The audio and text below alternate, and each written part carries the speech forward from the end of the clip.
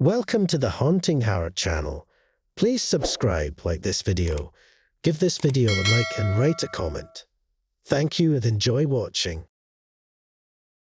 The wind howled like a banshee, tearing at the rickety shutters of my house. Rain lashed against the window panes, a relentless rhythm that seemed to mock the flickering candlelight. Just as I considered boarding up the windows and burrowing under a mountain of blankets, a monstrous boom echoed through the night, shaking the very foundation of my house. Heart pounding a frantic tattoo against my ribs, I stumbled towards the front door, flinging it open against the howling wind. A swirling vortex of dust and rain greeted me, momentarily obscuring the sight beyond. As the whirlwind subsided, a figure emerged from the downpour, silhouetted against the flashing lightning. The stranger stumbled onto my porch, his clothes plastered to his body, a battered briefcase clutched tightly in one hand. He looked like a drowned rat, his face obscured by the shadows. Gasping for breath, he rasped out a plea, his voice hoarse and desperate. "Please, help, shelter." Hesitantly, I ushered him inside, offering him a dry towel and a steaming mug of tea. The warmth of the fire slowly coaxed the life back into his shivering form. As he sipped the tea, his eyes, a startling electric blue that seemed to hold the fury of the storm, finally settled on me. "Thank you," he rasped, his voice regaining a semblance of strength. "I apologize for the dramatic entrance. The storm, well, let's just say it wasn't exactly kind to my mode of transportation." He gestured towards the battered briefcase at his feet. Curiosity gnawed at me, but something about his presence, an air of unsettling mystery, kept me from asking the obvious question.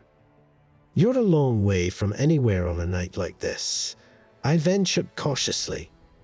He chuckled, a dry, humorless sound. "One could say the storm itself brought me here. Or perhaps it was fate." He set down the mug, his gaze flickering to the flickering candlelight. "You see, I possess a particular talent. And sometimes, talent finds itself drawn to those in need." My brow furrowed. Need? What kind of need could warrant such a dramatic arrival in the middle of a ferocious storm? "What kind of talent?" I asked, a tremor of apprehension lacing my voice. A slow smile, more unsettling than comforting, spread across his face. "The kind that grants wishes," he said, his voice dropping to a conspiratorial whisper. "The kind that can change your life." The following morning dawned crisp and clear, a stark contrast to the previous night's fury. The stranger, who introduced himself as Alistair, sat by the fireplace, sipping tea and radiating a disconcerting calm. The battered briefcase lay unopened at his feet, a tangible reminder of his extraordinary claim. Alistair's words from the night before echoed in my mind. The kind that grants wishes. The very notion seemed absurd, yet the storm that brought him, the intensity of his gaze, all whispered of something beyond the ordinary. "You hadn't asked about the briefcase," Alistair finally said, breaking the silence that had stretched between us. I hesitated. "I suppose I'm wondering if it's filled with magic tricks. Smoke and mirrors, that sort of thing." Alistair chuckled, a low rumbling sound that sent shivers down my spine. "Smoke and mirrors are for amateurs, my dear. In that case," he gestured towards the briefcase, "lies the power to make dreams reality." Intrigue battled with a nagging sense of unease. "And what's the price of such power?" He leaned forward, his eyes burning with an unnerving intensity. "Price? There's always a price, of course. But surely there must be something you desire, something you'd trade for a fulfilled dream." My mind raced. A promotion I'd never dared to hope for, a trip around the world that had always seemed out of reach. But a voice small and cautious piped up within me. "What happens if the wish goes wrong? Alistair's smile widened, revealing a hint of predatory glint in his blue eyes. "Ah, the details," he said, his voice smooth as silk. "There are always details, aren't there? But fear not, my dear. I can assure you, any wish I grant will be fulfilled, exactly as you desire." I wasn't convinced. The glint in his eyes, the way he spoke of details, it felt like a veiled threat. Yet a part of me, a part that harbored a secret longing, a yearning for something I'd long since buried, couldn't help but be intrigued by the possibilities. The morning sun climbed higher, casting its golden glow across the dusty living room. Alistair remained seated, patient, waiting for my answer. The price of a wish, a thought both alluring and terrifying. My hand unconsciously reached for the worn photograph tucked away in my pocket, a reminder of the dream I'd long given up on. Perhaps, just perhaps, Alistair held the key to unlock a part of myself I'd thought forever lost. Taking a deep breath, I met his gaze head-on. "Tell me more," I said, my voice surprisingly steady. "Tell me about these wishes." Alistair's smile deepened, a predator sensing his prey waver. "Excellent," he said, a glint of anticipation flickering in his eyes. "Let's talk about your dreams, my dear. Let's talk about what you truly desire." The news of Alistair's arrival spread like wildfire through our sleepy town. Soon, a curious crowd gathered outside my house, whispers and murmurs swirling like smoke. Fear and fascination battled in their eyes as they watched the enigmatic stranger emerge, the battered briefcase clutched in his hand. Alistair, radiating an unnerving confidence, announced, "I offer the chance to make your dreams a reality. Do you have a wish, a burning desire that consumes your thoughts?" A hesitant murmur rippled through the crowd. A young woman stepped forward, tears glistening in her eyes. "My son," she choked out. "He fell ill a year ago. The doctors say there's no hope."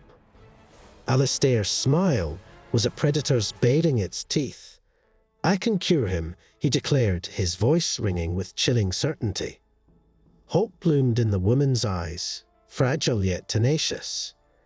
You can," she whispered, clutching at a straw. "For a price," Alistair said, his voice dropping a notch. "Every wish has its cost, a balance that must be maintained." He reached out, his touch cold and clammy, and took the woman's trembling hand. Her eyes squeezed shut as a low murmur escaped his lips. When he released her, a single tear rolled down her cheek, a stark contrast to the radiant smile that now lit her face. "It's done," Alistair announced to the awed crowd. "Your son will be well by nightfall." The townspeople erupted in cheers and gasps. Doubt and skepticism melted away, replaced by an insatiable hunger for their own desires. A farmer, weathered and worn, stepped forward. "My crops have failed for 3 years straight," he rasped. "My family, we're on the brink of ruin." Alistair's smile widened. "Prosperity beyond your wildest dreams," he promised, his eyes glinting with an unsettling amusement. The farmer, desperation etching lines on his face, readily agreed to Alistair's terms. Again, the stranger murmured, his voice a low, hypnotic chant. This time, an unsettling chill filled the air, a sense of something unnatural being stirred. As the day wore on, Alistair granted wish after wish, each one followed by a chilling exchange and a sense of impending unease. A child, yearning for a new bicycle, received it, but a dark bruise marred his leg where it hadn't been before. A woman, wishing for eternal youth, found her skin smooth and wrinkle-free, but her eyes held a chilling emptiness. By nightfall, the town square was littered with discarded objects, the price tags of fulfilled desires. A lingering dread hung heavy in the air, a sense that something had shifted, something irrevocably altered. I watched from my window, the photograph in my pocket burning a hole through the fabric. Alistair's promise of granting my wish echoed in my mind, but the price I was willing to pay seemed to be growing steeper by the minute. Sleep eluded me that night. The once familiar sounds of my house creaked ominously, the shadows on the walls morphing into menacing shapes. Fear, a cold serpent, coiled around my heart. Alistair's power was undeniable, but with each granted wish, a sinister twist seemed to accompany it. Morning arrived, cloaked in a heavy fog that seemed to mirror the oppressive atmosphere in town. The once lively streets were now eerily quiet, the townsfolk moving with a hollow-eyed urgency. The farmer, previously haggard, now sported a cocky grin, but his eyes flickered with a manic edge. The young woman, her son miraculously healthy, clung to him possessively, a dark shadow lurking behind her forced smile. Ignoring the knot of dread in my stomach, I approached Alistair, who sat by the fireplace, sipping tea with an air of detached amusement. The briefcase, now open, revealed a swirling vortex of energy that pulsed with an unsettling rhythm. "What's happening?" I asked, my voice barely a whisper. "The wishes, they're not what they seem, are they?" Alistair's smile was a chilling parody of warmth. "Every wish comes at a cost," he said, his voice dripping with a sinister satisfaction. "The balance must be maintained.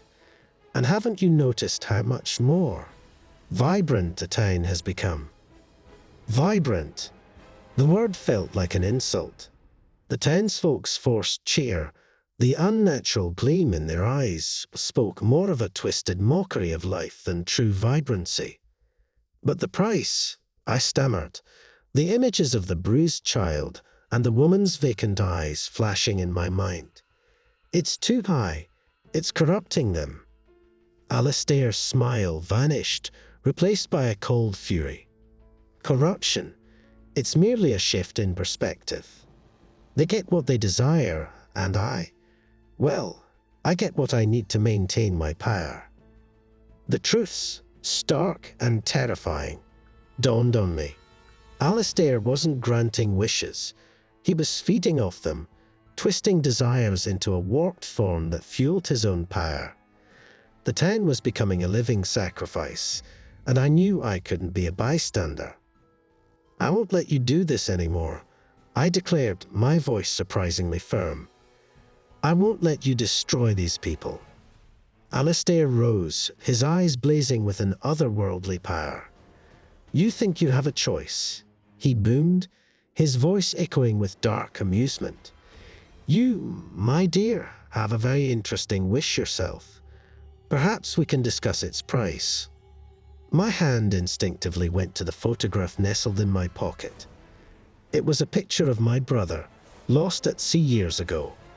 A wish for his return, a desperate dream I'd long since buried, threatened to surface. But the cost Alistair demanded, the cost the townspeople were already paying, was more than I could stomach. "There are other ways," I said, a newfound determination settling in my voice. "We can stop you. We can break whatever hold you have on this town." Alistair threw his head back and laughed, a chilling sound that seemed to rattle the very foundation of my house. "Foolish girl," he sneered. "You have no idea what you're dealing with." But the die was cast. Alistair might hold the power, but I wouldn't give up on the town, on the hope of finding a way to break his hold on them and myself.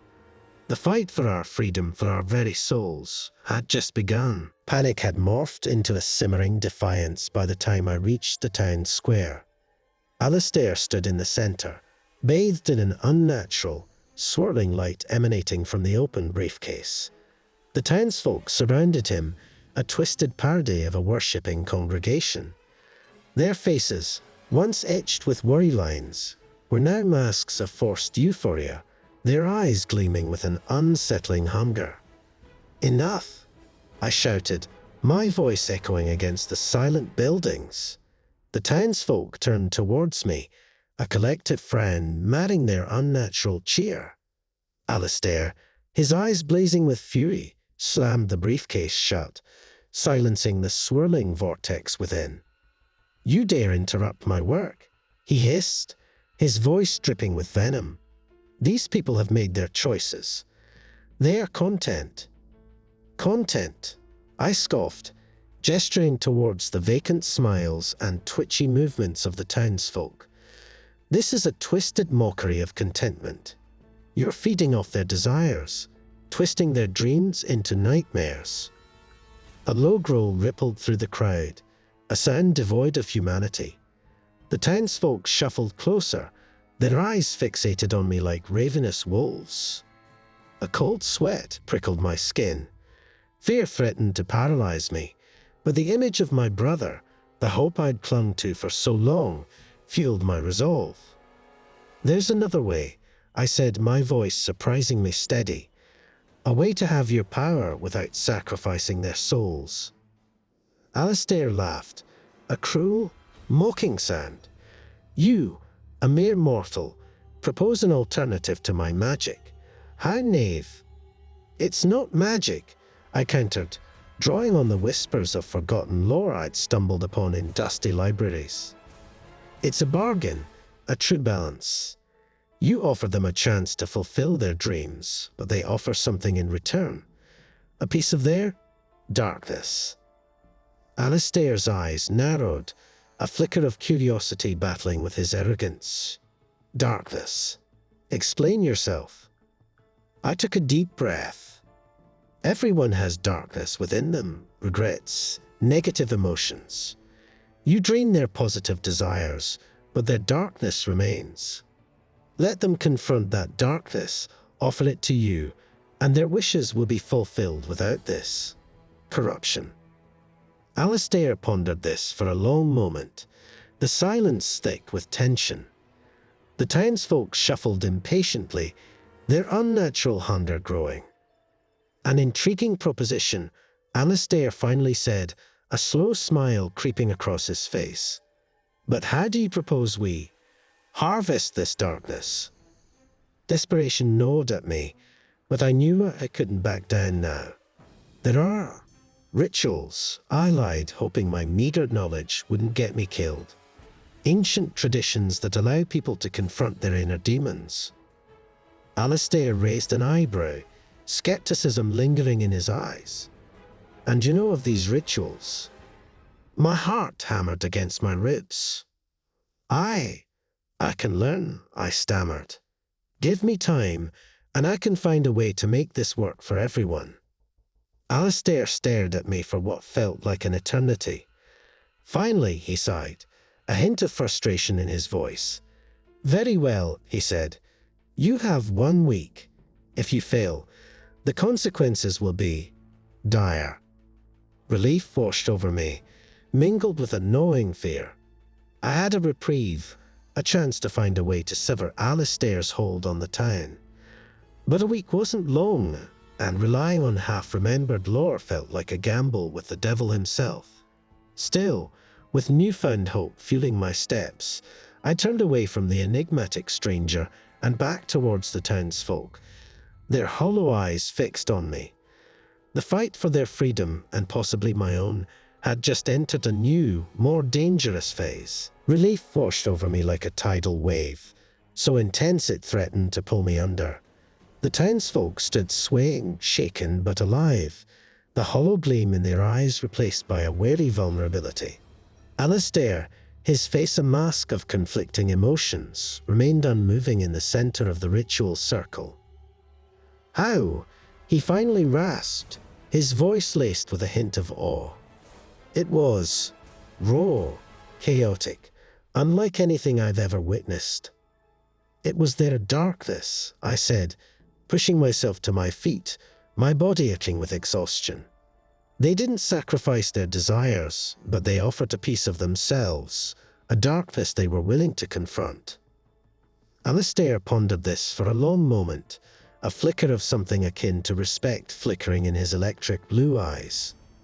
"A clever solution," he admitted. a loophole in the very fabric of desire. He turned to the townsfolk, who watched him warily. "Your wishes," he declared, his voice echoing in the tense silence, "will be granted." A wave of relief rippled through the crowd. The farmer, eyes regaining their usual sharpness, stared at his calloused hands with renewed appreciation. The young woman clutched her son tighter, the fear replaced by a fierce protectiveness. But the ordeal had left its mark. The townsfolk carried a haunted look in their eyes, a silent acknowledgement of the darkness they glimpsed within themselves. Alistair closed the briefcase with a snap, the unnatural light swirling within vanishing. "This town," he said, his voice cold but laced with a curious vulnerability, "has proven more resilient than I anticipated." He turned to me, a hint of a challenge in his gaze. "You may have won this round, but the game is far from over. Remember, there's always a price to pay for defying the power of desires." With that, he vanished in a puff of smoke, leaving behind a swirling vortex of energy that closed with a hiss. The silence that followed was deafening, broken only by the ragged breaths of the townsfolk recovering from their ordeal. The danger wasn't over. Alistair's parting words hung heavy in the air, a grim reminder that the power of wishes, and the darkness they could unleash, was a force to be reckoned with. But for now, the townspeople were free, their desires fulfilled at a cost they now understood.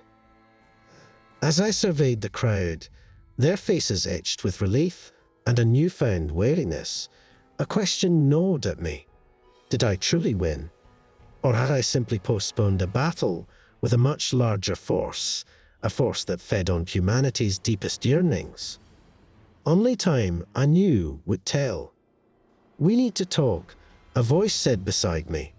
I turned to see the old librarian, Mrs. Hawthorne, her weathered face uncharacteristically grim.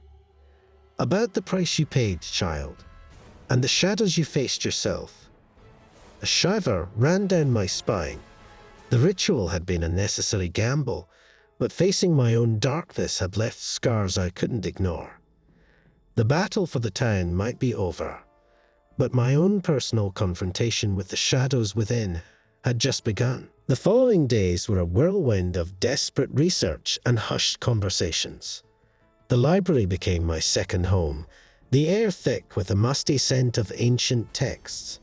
I devoured dusty tomes on forgotten rituals, scouting for a way to confront the darkness Alistair demanded. Every creak of the floorboards sent shivers down my spine. Every rustle of a page sounded like approaching footsteps.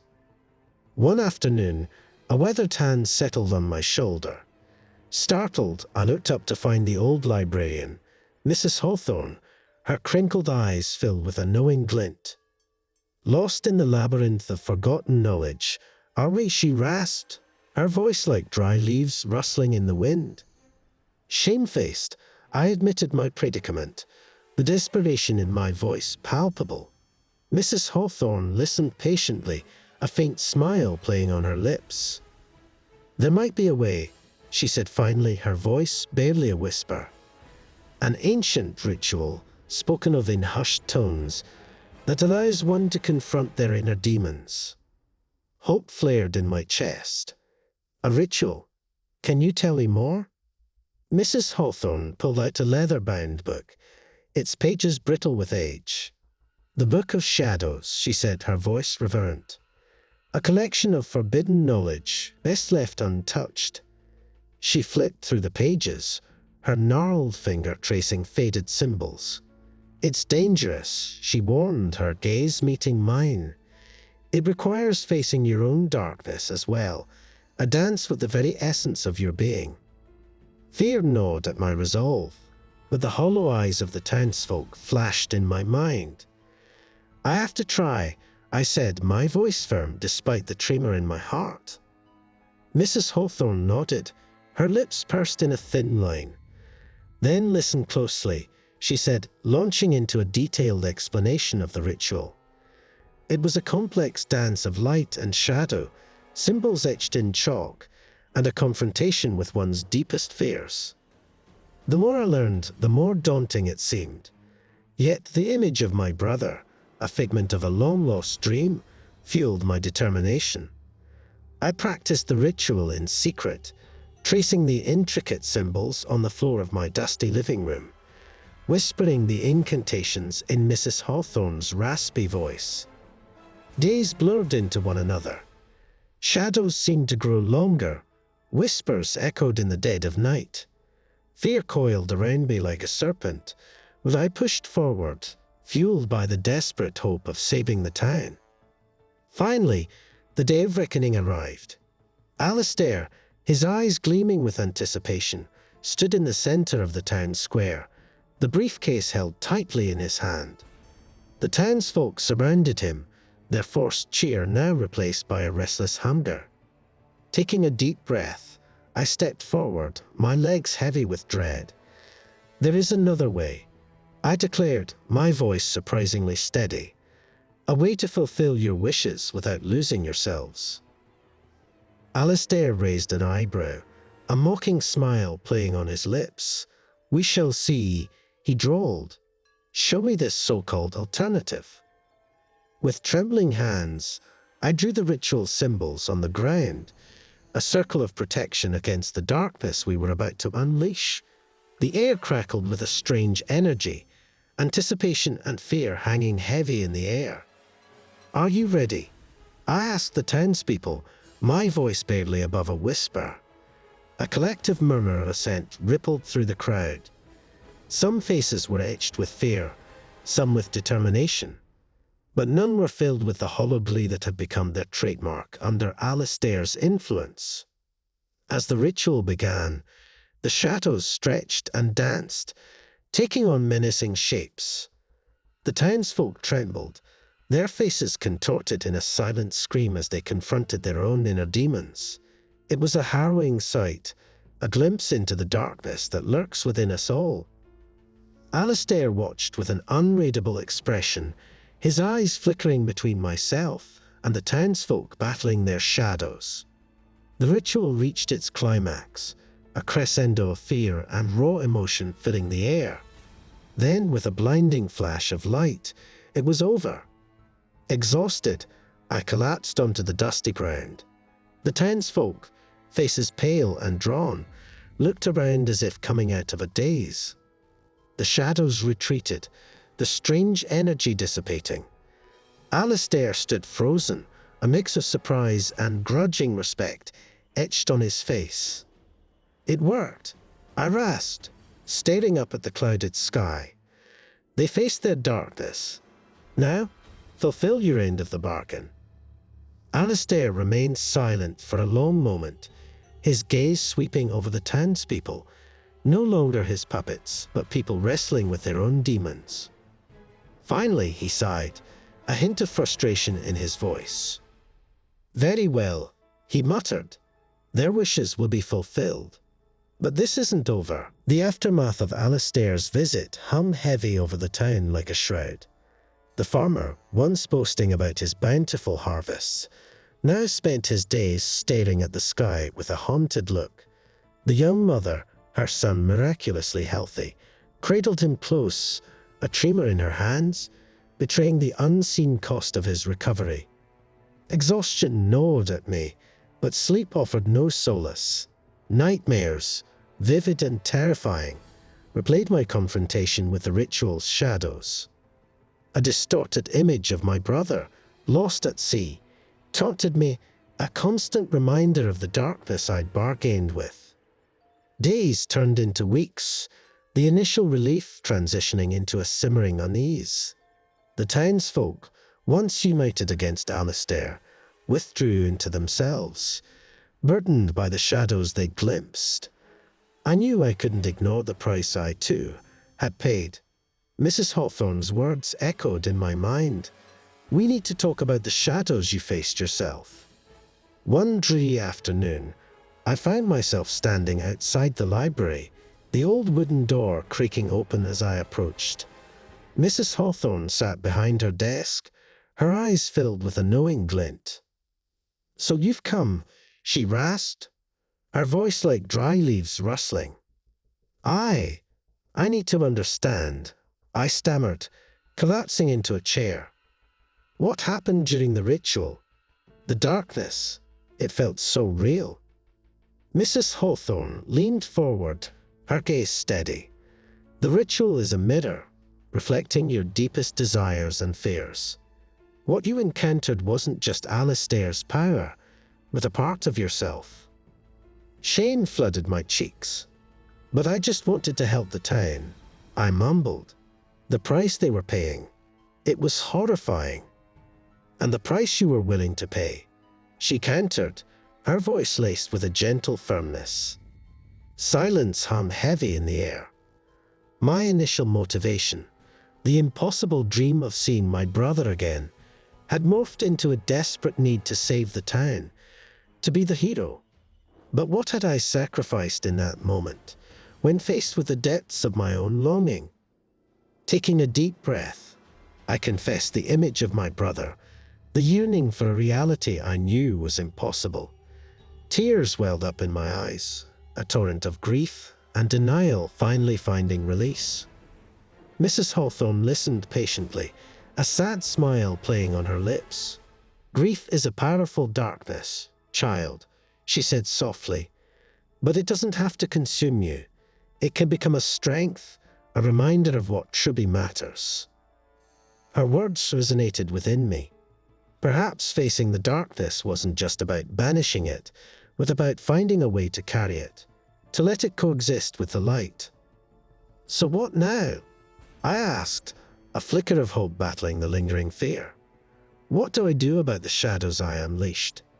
Mrs. Hawthorne smiled, a hint of wisdom glinting in her eyes.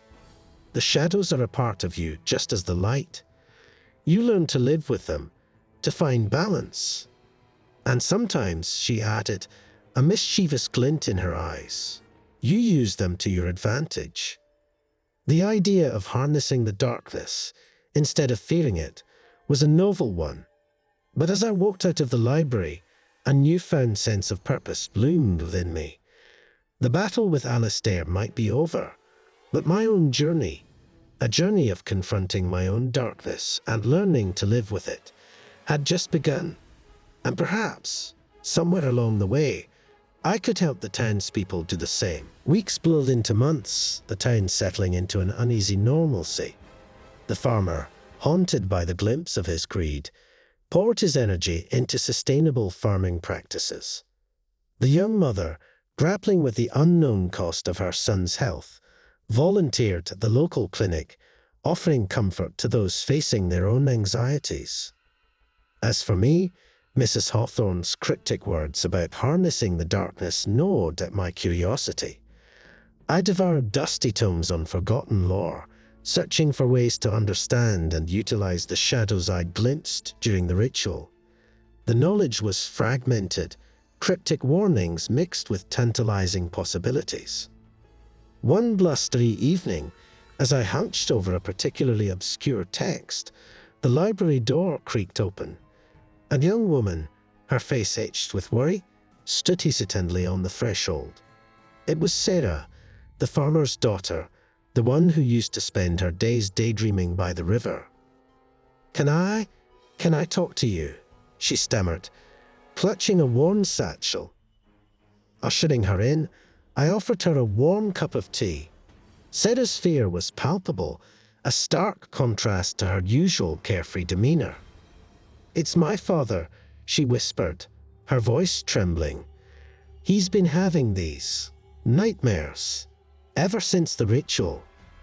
I listened intently as Sarah described her father's torment, visions of barren fields, withered crops, a reflection of the insatiable greed he'd confronted during the ritual. "He's losing himself to the darkness," Sarah choked out, tears welling in her eyes. "I don't know what to do." A sense of purpose washed over me. Here was a chance to put Mrs. Hawthorne's words into practice. "The darkness can be a prison," I said gently, "but it can also be a source of strength. We just need to find a way to channel it." I explained the concept of facing the darkness head-on, not with fear but with understanding. Sarah, desperate to help her father, seemed receptive. Together, we brainstormed ways to confront his demons, using his newfound nightmares as a roadmap. Days later, Sarah and I stood beside the farmer as he recounted another harrowing dream. This time, however, instead of despair, a spark of defiance flickered in his eyes. We guided him through the dream, helping him identify the root of his fear, his relentless pursuit of abundance at the expense of the land itself. With newfound clarity, the farmer woke up, a resolve hardening his face. He spoke of sustainable practices, of nurturing the land instead of exploiting it. The nightmares, though still present, no longer held the same power. He was learning to live with the darkness, to use it to fuel a new approach to his livelihood. News of the farmer's transformation spread through the town. One by one, others started approaching me, their faces etched with the same fear Sarah's had been. The young mother, haunted by the cost of her son's health, used her newfound empathy to connect with the lonely and the sick. The townsfolk, once consumed by their desires, were slowly learning to confront their shadows, finding strength and purpose in the process. As I watched them, a sense of satisfaction bloomed within me. My journey with the ritual, with facing my own grief, had shown me a path where darkness wasn't simply eradicated, but used as a tool for growth and transformation. The fight against the power of unchecked desire, however, was far from over. Alistair's parting words echoed in my mind. There's always a price to pay for defying the power of desires. And somewhere out there, a darkness far greater than Alistair's might be watching, waiting for the opportune moment to strike. An unsettling chill hung heavy in the air that night, a stark contrast to the usual summer warmth. Sleep eluded me, replaced by a gnawing sense of unease. The whispers of forgotten lore swirled in my mind, warnings of ancient entities that fed on human desires and fears. Were these just paranoid ramblings, or was the darkness I faced just a taste of something far grander, far more sinister? The following morning, the feeling of unease intensified. An oppressive silence shrouded the town, a stark contrast to the usual morning bustle. Stepping outside, I saw a sight that sent chills down my spine. The townsfolk, their faces vacant and empty, stood like statues, their eyes fixed on the horizon. Panic surged through me. Rushing through the deserted streets, I reached the town square to find a swirling vortex of darkness in the center. Alistair, his face twisted in a malevolent grin, stood beside it. "So you finally figured it out," he boomed, his voice echoing with dark amusement. "There's always a bigger fish to fry." "Alistair," I spat, my voice trembling with a mix of fear and anger. "What have you done?" He chuckled, a dry, humorless sound. "This, my dear," he said, gesturing towards the swirling vortex, "is the true source of power. This is the hunger that fuels wishes, the darkness that lurks beneath the surface." My mind raced. The fragmented lore, the warnings about ancient entities, it all clicked into place. Alistair wasn't the end game. He was just a pawn, a middleman feeding the desires of the townsfolk to a much larger, much more dangerous entity. "You're just a conduit," I snarled, facing him head-on. "And I won't let you unleash this thing on the town." Alistair threw his head back and laughed, the sound echoing through the silent town square. "You think you have a choice," he jeered. "This town, their desires, they've led them right here, to become a delicious offering." Desperation fueled my resolve. I remembered Mrs. Hawthorne's words. "Sometimes you use the darkness to your advantage." If these people were consumed by their desires, perhaps I could turn that against them, against the entity itself. Taking a deep breath, I focused on the darkness within me, the one I'd confronted during the ritual, the pain of my loss. Instead of letting it consume me, I channeled it into a fierce determination. "They might be drawn to their desires," I shouted, my voice echoing against the empty buildings. "But they also have fear. Fear of losing themselves. Fear of this. Whatever this is." A flicker of surprise crossed Alistair's face. I pushed on, channeling my own fear and grief into a desperate plea. "Look around you." I yelled towards the townsfolk, their empty eyes still fixed on the vortex. "Look at yourselves. Is this what you want? To be nothing but empty shells?" A tremor ran through the crowd. A single tear rolled down Sarah's cheek, a flicker of recognition in her eyes. Then another tear, and another, followed by murmurs of fear and confusion. The townsfolk began to sway, their blank stares shifting from the vortex to their own vacant forms. Alistair's smile faltered. The vortex, once swirling with dark energy, began to sputter and shrink. The hunger it held, expecting a feast of desires, met an unexpected resistance, the fear of becoming nothing more than hollow shells. With a final hiss, the vortex imploded, leaving behind only a faint wisp of smoke.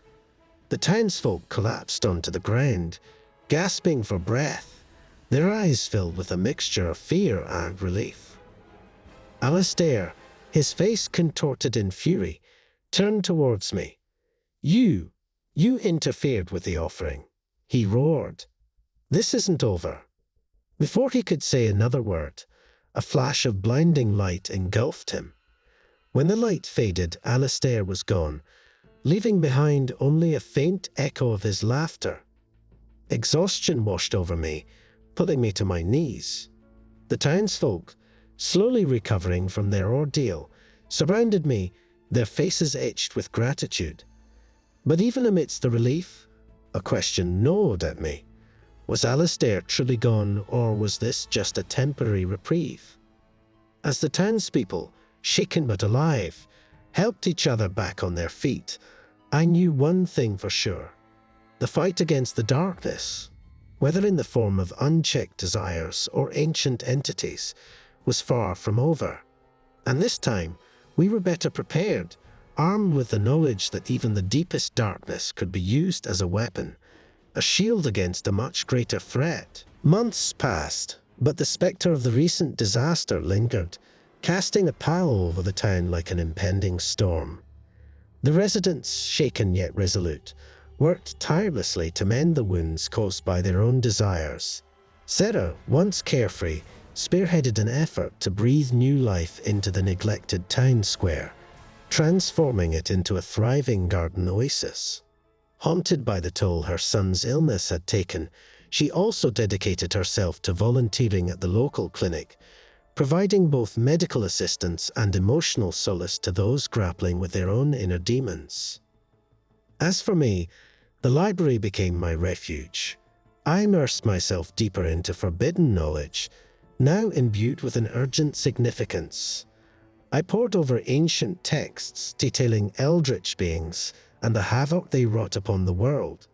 Alistair, I came to realize, was merely a symptom of a greater malady, a mere pawn manipulated by forces beyond mortal comprehension. One blustery afternoon, as I pored over an ancient tome by candlelight, a weighty hand landed on my shoulder. Startled, I looked up to find Mrs. Hawthorne, her normally weathered face etched with unusual gravity.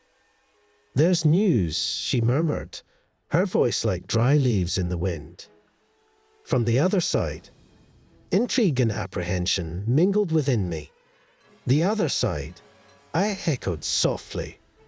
With a grave expression, Mrs. Hawthorne produced a weathered scroll, its edges frayed and fragile. "An old ally," she intoned, "has sent a warning." As she unfurled the scroll, revealing cryptic symbols and faded script, she began to decipher its message. It spoke of encroaching darkness, of an ancient entity stirring at the fringes of reality, fueled by humanity's collective desires. It warned of a vulnerability, a weakness exposed by the town's recent defiance. A chill ran down my spine. Our victory over Alistair was not an end, but a prelude. We had inadvertently drawn the attention of a malevolent force to our small town. Panic threatened to overwhelm me, but Mrs. Hawthorne's steady gaze anchored me. "Time is short," she declared, her voice firm despite a tremor in her hand. This message also speaks of a weapon, an artifact hidden away with the power to banish the entity back to whence it came. Hope flickered within me. A weapon. I grasped at the notion. Where can we find it? Leaning closer, Mrs. Hawthorne spoke in a hushed tone. Legend speaks of a hidden temple, concealed within the depths of the forgotten forest that borders our town. The Forgotten Forest, a place steeped in mystery and folklore, a place I had always avoided out of childish fear. But fear was a luxury we could no longer afford. We must seek it out, I declared, newfound determination steeping my resolve. We must thwart this entity before it consumes everything. Mrs. Hawthorne regarded me with a mixture of sadness and pride. "Then let us prepare for a journey. My dear," she said, her voice taking on a steely resolve. "A journey into darkness, and perhaps to the very brink of existence itself." With a heavy heart and unwavering determination, I closed the library door behind me, bearing the weight of the world and the destiny of humanity upon my shoulders. The battle against the darkness had escalated into a desperate race against time. We had to locate the weapon, brave the perils of the Forgotten Forest, and confront an entity as ancient as time itself. The fate of the town, and possibly the world, hung in the balance. The Forgotten Forest loomed before us, a tangled mass of gnarled branches and suffocating shadows. Sunlight struggled to penetrate the dense canopy, casting the ground in an eerie twilight. An unsettling silence hung in the air, broken only by the occasional rustle of unseen creatures. "Are you sure this is the way, Mrs. Hawthorne?" I asked, my voice barely a whisper. Fear gnawed at the edges of my courage, fueled by the unsettling stories whispered about the forest for generations. Mrs. Hawthorne, her weathered face grim beneath the faded hood of her cloak, consulted the cryptic scroll once more. "The message points this way," she rasped, her voice tight. "But the forest itself, it may test our resolve." We ventured deeper, the air growing thick and stagnant. Thorns tore at our clothes, and gnarled roots snagged at our feet. The path, barely discernible beneath the thick layer of decaying leaves, seemed to twist and turn on itself, adding to the growing sense of disorientation. Suddenly, a guttural growl echoed through the trees, sending shivers down my spine. A hulking creature, its fur matted, and eyes glowing with an unnatural light, emerged from the undergrowth. Panic surged through me, but Mrs. Hawthorne, surprisingly nimble for her age, shoved a small vial into my hand. "Nightshade potion," she hissed, her voice barely audible above the creature's growl. "One drop should stun it." Following her instructions, I flung the vial at the creature's feet. A pungent odor filled the air, and the creature recoiled with a startled yelp. Disoriented, it lumbered back into the undergrowth, vanishing with a final menacing snarl. Relief washed over me, momentarily forgotten as Mrs. Hawthorne clutched her side, her face pale with exertion. "These woods," she gasped, her voice strained. "They drain your energy." We pressed on, the forest testing us with each step. Illusions flickered at the edges of my vision. Whispers filled the air and unseen creatures stalked us from the shadows. But fueled by a desperate hope and the weight of the message from beyond the veil, we persevered. Days blurred into one another. Hunger gnawed at our bellies, exhaustion weighed heavy on our limbs, and the ever-present darkness chipped away at our resolve. Yet we clung to the hope of finding the temple, the weapon that could banish the entity. Then, on the brink of despair, a glimmer of light pierced the oppressive darkness. We emerged into a clearing bathed in an ethereal glow. In the center stood a structure unlike anything I'd ever seen, a temple carved from obsidian, its smooth surface shimmering with an otherworldly light. "The Temple of Shadows," Mrs. Hawthorne breathed, her voice filled with awe. "We made it." Hope surged through me, momentarily eclipsed by a wave of apprehension. This place, radiating an unsettling power, felt more like a tomb than a haven. But there was no turning back now. With a deep breath, we approached the temple, its obsidian doors groaning open as if anticipating our arrival. Stepping inside, we found ourselves in a vast chamber, its walls adorned with cryptic symbols that pulsed with a faint inner light. In the center, a pedestal held a single object, a gleaming black orb, radiating an energy that sent shivers down my spine. This was it, the weapon. But as I reached for the orb, the chamber floor trembled, and a booming voice filled the room. "Foolish mortals," it echoed, vibrating through my very bones. "You think you can defy me?" Emerging from the shadows was a towering figure, its form shifting and changing, a grotesque mockery of humanity.